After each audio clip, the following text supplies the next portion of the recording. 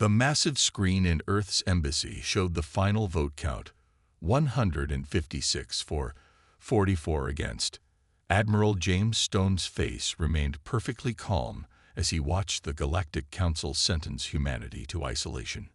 His gray eyes didn't betray the anger burning inside him. The motion to quarantine Earth and its immediate solar system has passed, announced Council Speaker Marcus, his blue-skinned face showing what looked like regret. This is for the greater good of the galactic community. Stone watched from the embassy's viewing chamber as dozens of alien representatives nodded in agreement. Some looked pleased, others seemed worried, but most just appeared relieved. Humanity had become too unpredictable, they said. Too dangerous, they claimed. Too quick to solve problems with clever solutions that upset the established order. The quarantine begins in 7 standard days, Marcus continued. All human colonies beyond Earth must be evacuated. All trade routes will be closed. All diplomatic relations suspended. He paused, his 4 eyes blinking in sequence. This is not a punishment, but a safety measure. Stone almost laughed at that. Not a punishment. He had spent the last 3 years as Earth's military advisor to the Council. He had seen the private messages, the secret meetings, the worried looks when humans solved another impossible problem. The Council wasn't afraid that humans were too violent. They were afraid humans were too good at finding solutions. Back in his office, Stone read the latest intelligence reports. The Council had already positioned ships near Mars and Europa, ready to force the human colonists to leave. Officially, they would help with evacuation.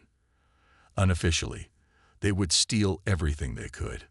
His computer chimed, a message from Earth's president. Play along. Plan Ghost begins now. Stone smiled for the first time that day. The Council thought they were being clever, but they had no idea. Earth had known this was coming for months. The quarantine wasn't a surprise. It was an opportunity. Send the official protest, he told his assistant. Make it angry, but not too angry. Make them think we're shocked and scared. The next few days were chaos. Council ships arrived at Mars, herding thousands of colonists onto transport vessels. The Europa research base was shut down, its valuable ice drilling equipment accidentally damaged during the evacuation. Trade ships were turned away from Earth's solar system, their captains apologizing to their human friends. Stone watched it all, playing the role of the frustrated but powerless ambassador. He attended emergency meetings, made formal protests, and pretended not to notice when Council agents copied files from the embassy's secure database. On the last day before the quarantine, he stood at the embassy's window, looking out at the massive Council station. Alien ships of all sizes moved between the station's arms like fish in a coral reef. Soon, humans would not be welcome here. A small alien child from one of the younger Council races pressed her face against the window from the public corridor outside. She waved at Stone, her green skin glowing slightly in the station's artificial light. Stone waved back, wondering if she would remember this moment, the last time she saw a human on the station. "Sir," his assistant interrupted, "the last transport is ready." Stone nodded. "Send the final message to Earth. Tell them."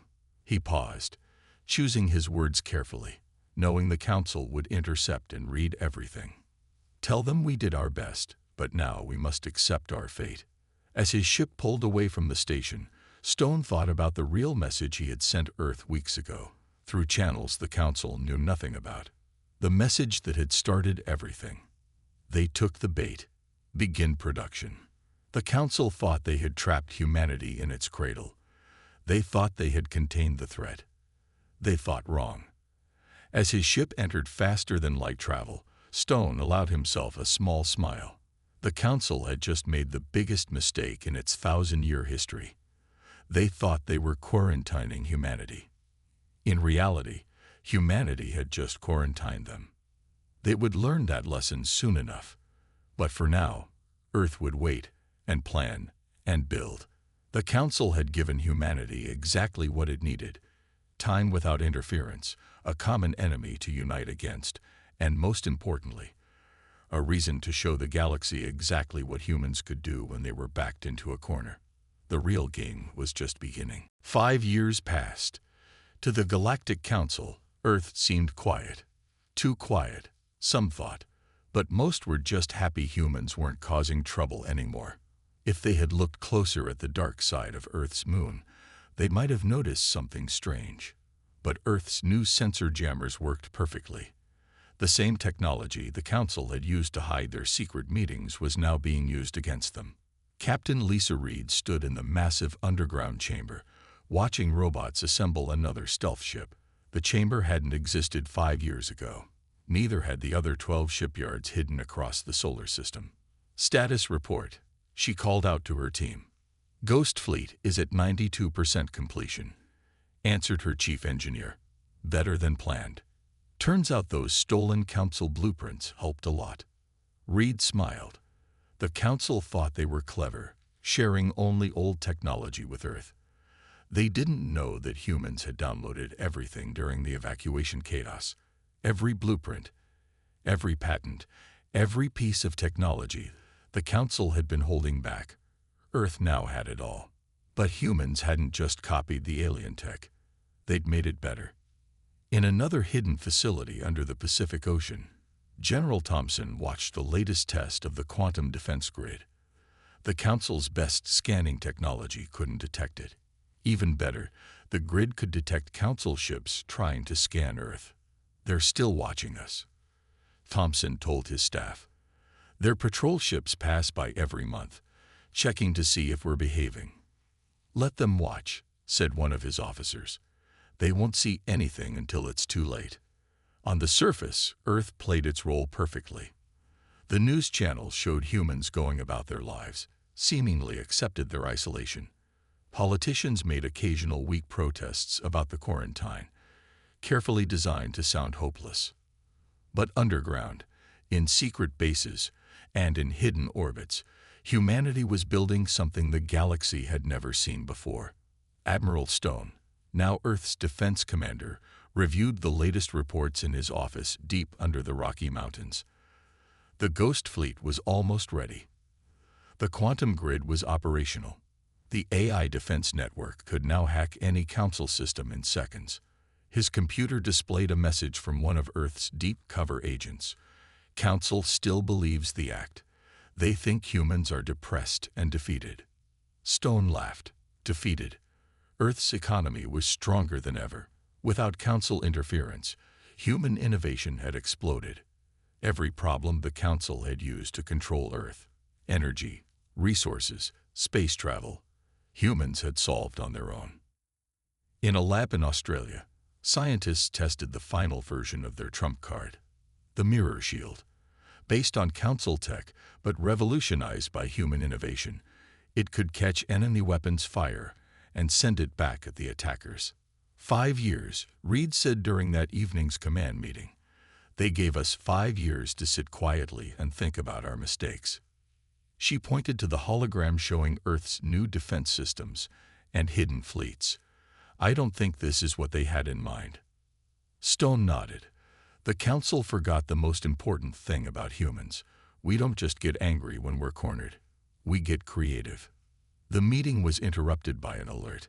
A Council patrol ship was approaching Earth, right on schedule for its monthly check-in. On the surface, they would see the same thing they'd seen for 5 years.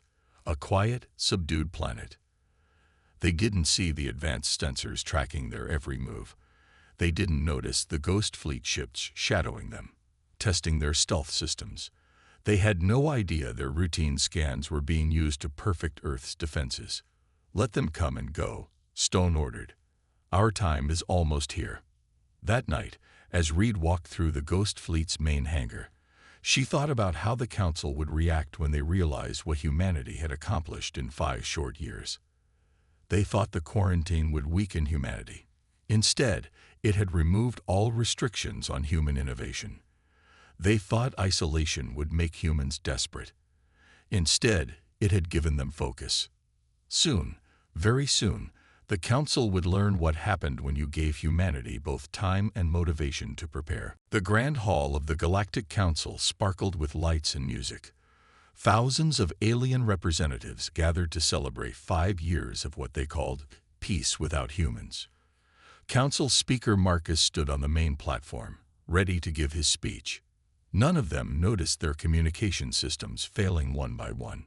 5 years ago, Marcus began, his blue skin glowing under the spotlights. We made a difficult but necessary decision. We removed a dangerous element from our galactic community. Some called it cruel, but time has proven us right. The galaxy has never been more peaceful. In the shadows of space around 12 major council trading hubs, ships appeared from nowhere. The Ghost Fleet had arrived. Captain Lisa Reed sat in her command chair aboard the flagship Silent Thunder. Her crew worked quietly, each person knowing their role perfectly. 5 years of practice was about to pay off. "All ships report ready," her tactical officer whispered. Reed nodded. "Send the signal." Back in the Grand Hall, Marcus continued his speech. "Earth's quarantine shows that sometimes we must make hard choices for the greater good. Their isolation has taught them." The massive screens behind him suddenly came to life. Admiral Stone's face appeared on every display in the hall. In fact, his face appeared on every screen in every council facility across the galaxy. "Taught us what, exactly?" Stone asked, his voice calm but powerful. The hall erupted in chaos. Security officers rushed to their stations, only to find their systems locked. Council members reached for their communication devices, but nothing worked. "Don't bother," Stone said. "Your systems are currently under our control. Don't worry, we won't hurt anyone. We just want your attention." Marcus stared at the screen, his 4 eyes wide with shock. "How? This is impossible. Earth is under quarantine." "Yes," Stone smiled. "We are. Thank you for that, by the way. It gave us time to work without interruption." At that moment, in the 12 trading hubs across Council space, Reed's Ghost Fleet sprang into action. Massive trading ships found themselves gently but firmly pushed off course by invisible forces. Space station defense systems switched off. Communication networks went dark. "What you're experiencing," Stone continued, "is just a small demonstration. Your trade ships are being redirected. Your defense systems are taking a brief nap. Your communications are having a short break." In the council hall, an alien member shouted, "This is an act of war." "No," Stone replied. "This is a negotiation. You see, we've learned a lot in 5 years. For example, we learned about the real reason for our quarantine.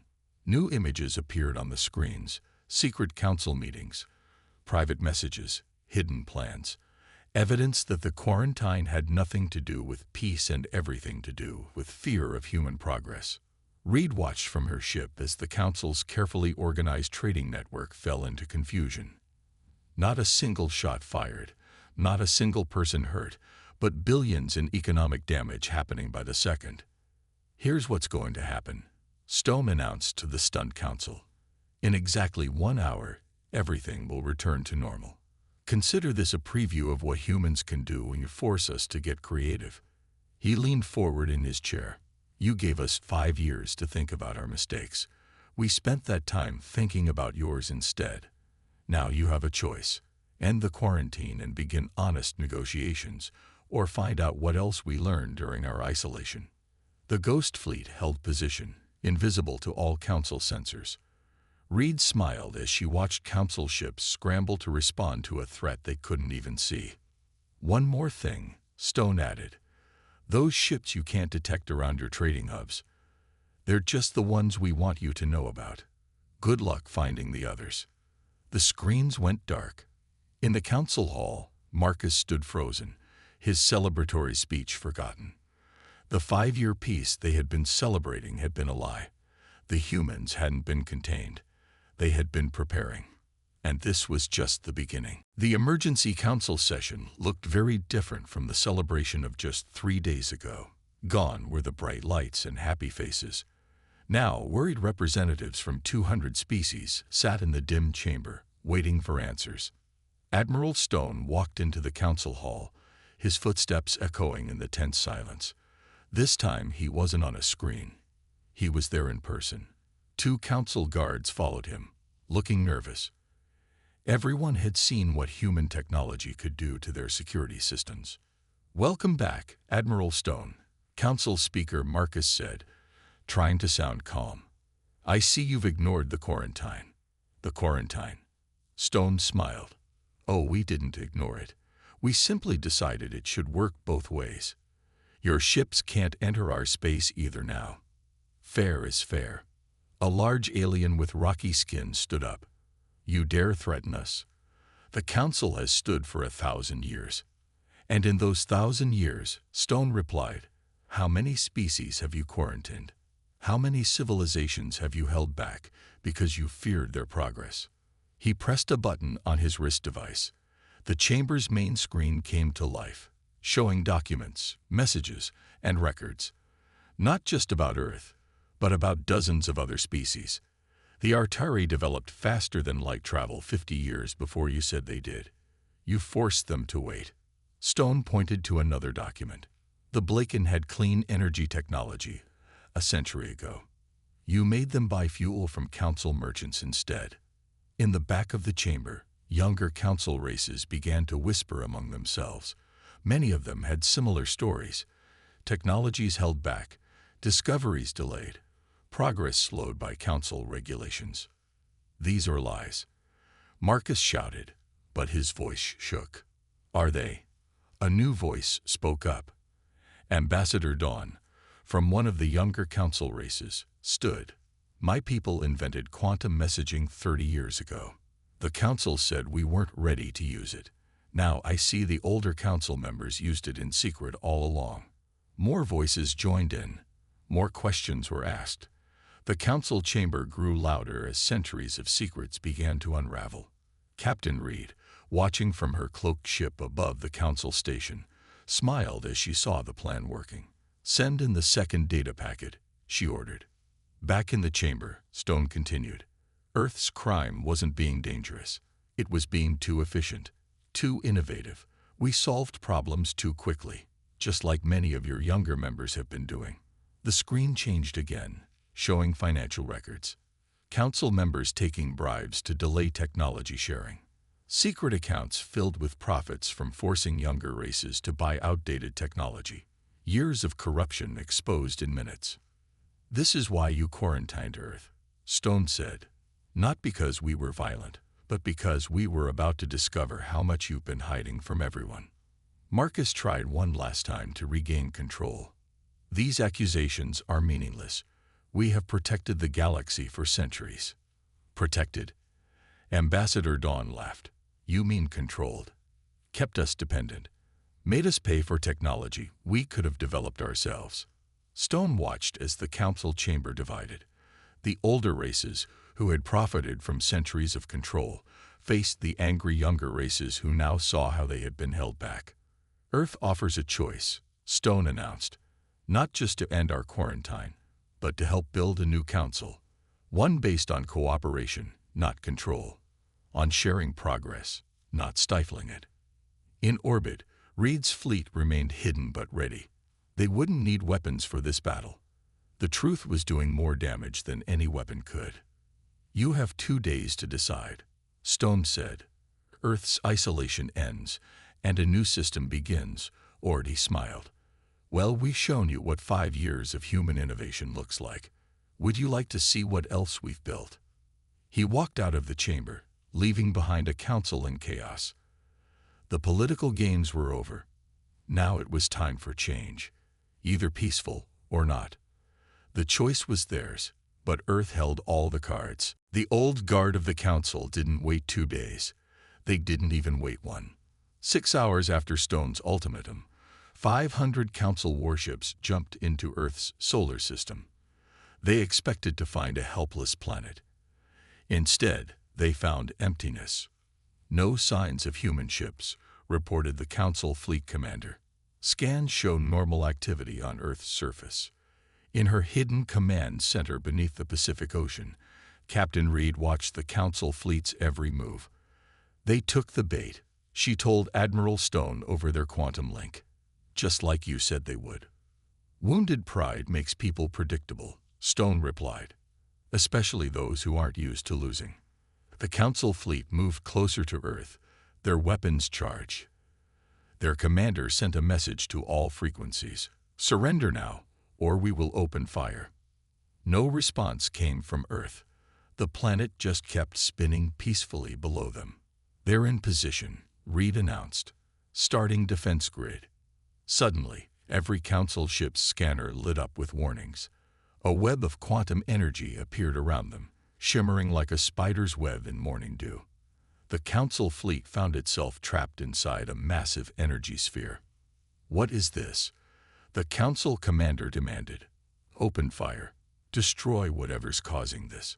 500 ships fired their weapons at once.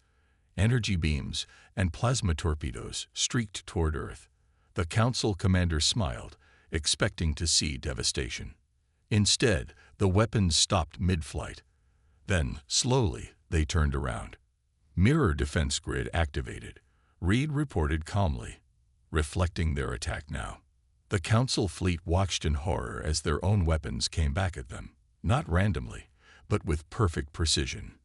Each shot disabled a weapon system or engine, but avoided critical damage that might harm the crews. "Stop firing," the Council commander ordered, but it was too late. Within minutes, his entire fleet hung powerless in space, caught in Earth's quantum web. Now Earth's ghost fleet appeared, shimmering into view as they dropped their stealth fields. Hundreds of human ships, all smaller than the Council vessels, but far more advanced. "This is Captain Lisa Reed of Earth's Defense Force," her voice echoed through every Council ship. "Your weapons are disabled. Your engines are offline. Your communications only work because we allow it." The Council commander slumped in his chair. 500 ships defeated without Earth firing a single shot. In the Council hall, the younger races watched the battle footage in amazement. Ambassador Dawn stood up. They could have destroyed those ships. They could have killed everyone. But they chose not to. Marcus, the Council speaker, turned pale. "They're showing off. Humiliating us on purpose." "No," Dawn replied. "They're showing us what real strength looks like. The strength to win without killing." Back in Earth's solar system, Reed's ships began towing the disabled Council fleet, not to destroy them, but to park them safely in Earth's orbit where everyone could see them. A reminder, Stone's voice broadcast across Council space. "You tried to cage humanity because you feared our progress. Instead, you forced us to progress faster than ever. The choice remains: work with us to build something better, or stay our prisoners. Unlike you, we'll make our prison visible." The Council fleet hung in Earth's orbit like Christmas ornaments, a shining reminder of humanity's power, but more importantly, of humanity's restraint. In the Council hall, the younger races began calling for an immediate vote, not about Earth's quarantine, but about the Council's leadership.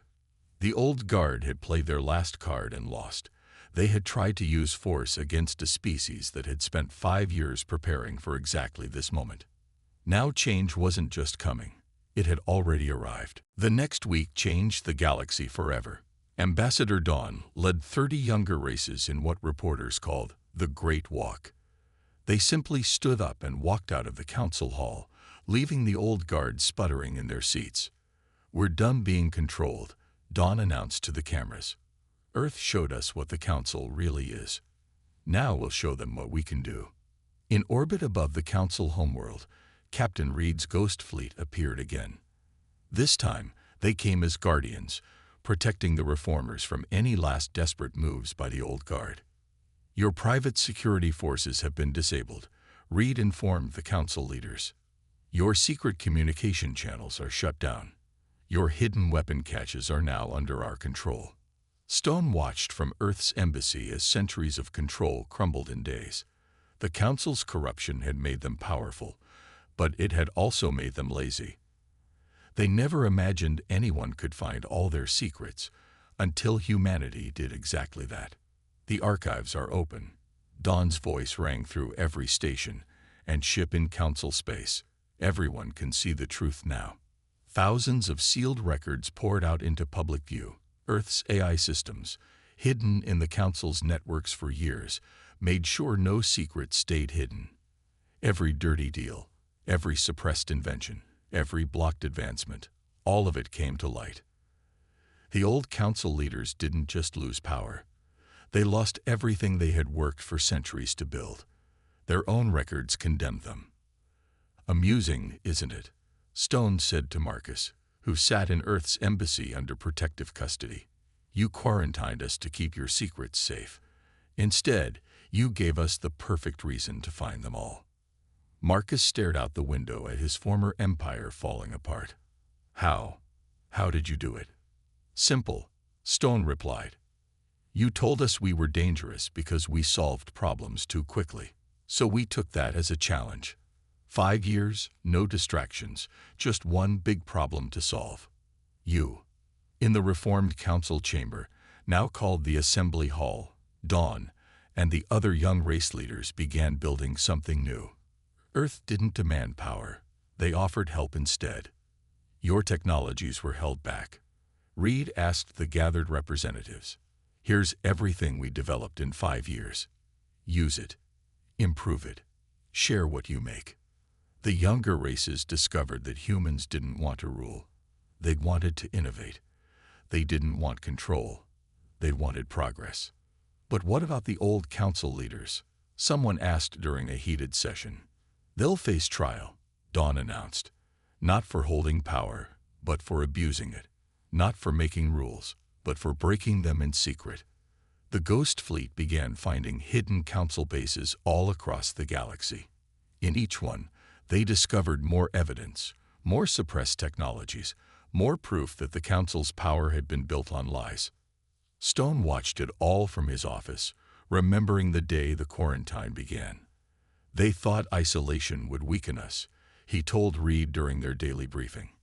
"Instead, it showed us exactly who we needed to be." "And who's that?" Reed asked. "The ones who break the cage," Stone replied, "not just for ourselves, but for everyone they trapped." As the week ended, the last of the old council leaders were arrested by their own security forces. No shots fired, no lives lost. Earth's revenge wasn't about destruction, it was about revelation. The galaxy was changing. The young races, freed from centuries of control, began sharing their hidden innovations. Progress that should have taken decades started happening in months. And through it all, humanity watched and helped, knowing they had done something better than taking revenge. They had turned revenge into revolution, punishment into progress. The old council was gone. Something new was rising. And this time, it would be built on cooperation, not control. 1 year after the revolution, the new Galactic Assembly gathered for its first official session. The chamber looked different now. Gone were the raised platforms that had put the old council members above everyone else. Now all seats stood on the same level. Admiral Stone walked to the central podium, his steps steady but tired. The last year had been busy, helping build something that had never existed before, a truly equal galactic government. 1 year ago, he began, we gathered here in anger. Today, we gather in hope. The assembled representatives, nearly 300 species now, listened quietly. Some had been council members, some had been servants, and some had been considered too primitive to even enter this chamber before.